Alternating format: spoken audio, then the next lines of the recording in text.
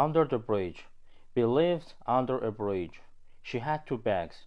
In the bags there was a coat, some brown shoes, and an old brown hat. It was very cold in winter. There was a book of photographs, too, and a yellow baby's dress. These were important to Bee. Why? She didn't remember. Every day Bee watched the river. She liked watching the people, too. A lot of people came under the bridge, but they didn't look at Bee. They usually walked very quickly. They were happy because their lives were different from hers. They didn't want to see her or talk to her. Bee didn't like talking, but she liked singing. Her songs were from a different life. Sometimes she remembered a house, children, and a garden, but she didn't remember very much. Her head was an empty room. The bridge was her home now. Hello, my name's Martin. A young man sat under the bridge near Bee. Bee closed her eyes. I'm sleeping, she said. Go away. The man smiled. Can I ask you some questions? He said. Bee didn't want to listen. Questions were always bad. She started to think. She sang loudly. The man waited. Bee opened one eye. The young man had a nice smile. She remembered a young man with a nice smile. I'm Bee, she said. Why are you sitting under my bridge? You see that house? He looked at a tall house across the river. It was old with dark windows. Then he looked at Bee. His eyes were very blue and very clever. I'm a policeman, he said. I'm watching that house. Bee looked at Martin with big eyes. A policeman? She didn't like policemen. They usually had angry faces. You can stay here. Move, they said to Bee. She always moved, but then she always came back again. This was her bridge. But this policeman was different. He looked into her eyes. He talked to her. She was a person to him, a person with feelings.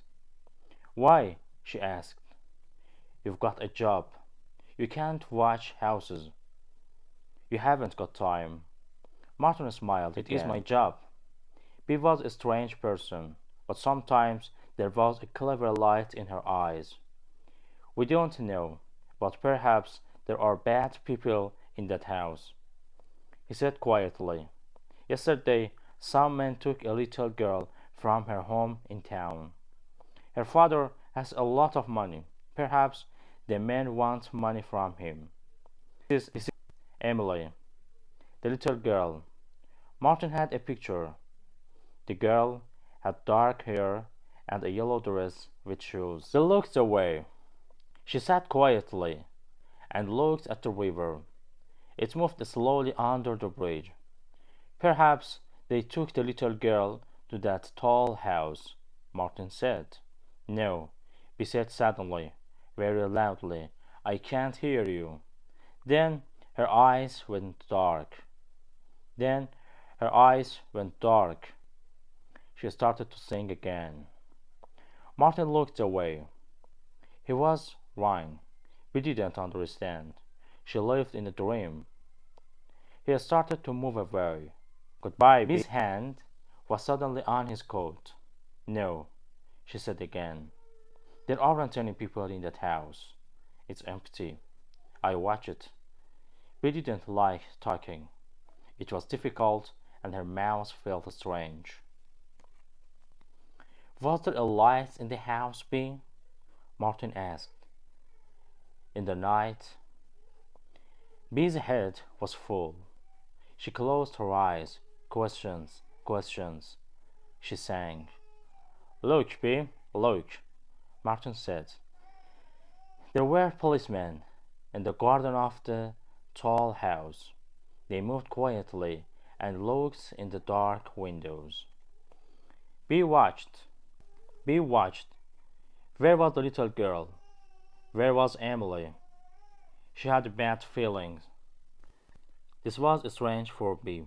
She didn't have feelings. Sometimes she felt hot or cold, but she never felt happy or unhappy. Now she had a feeling and she didn't like it. She didn't want the feeling. Life was good with no feelings. But she watched the policemen. Now they were at the door. The house was quiet. The door wasn't strong and it opened. It was dark in the house. The policeman went in.